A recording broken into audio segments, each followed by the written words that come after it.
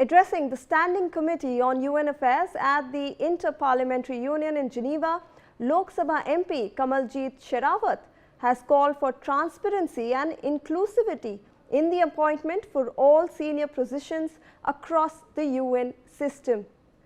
So, Rishabh sir, we have been seeing that India has been advocating for a lot of changes in the UN, in fact even in the UN Security Council, and I think this address where we call in for transparency and we call for more inclusive process in the appointment of senior officials at the UN comes at a very opportune time. Look, we are witnessing a world where multilateral institutions are under a lot of strain. There is a role that these multilateral institutions have had to play, will continue to play as we work out policy going ahead. The question we have to ask ourselves is, what needs to be done to improve the transparency in these multilateral systems?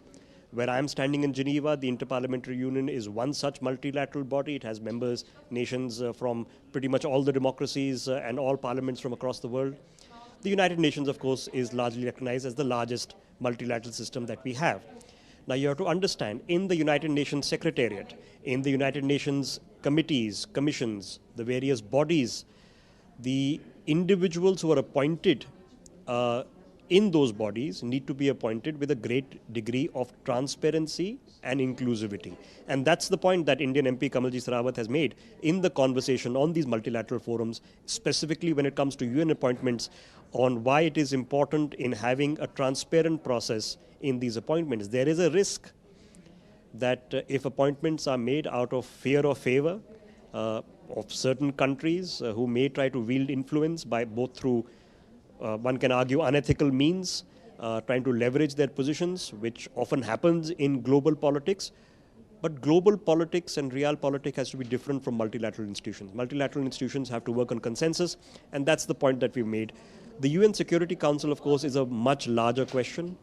There seems to be consensus across the globe that it requires reform. Barring a country or two who are permanent members, almost everybody agrees that the UN needs to represent the world of today, not the world of 80 years ago. But that seems to be a difficult onion to peel right now, because we've been hearing this consensus for several decades. Pretty much my entire career we've been talking about the UNSC reform, but it hasn't happened. So the proof of the pudding will be in the eating. But when it comes to UN appointments per se, certainly transparency is required.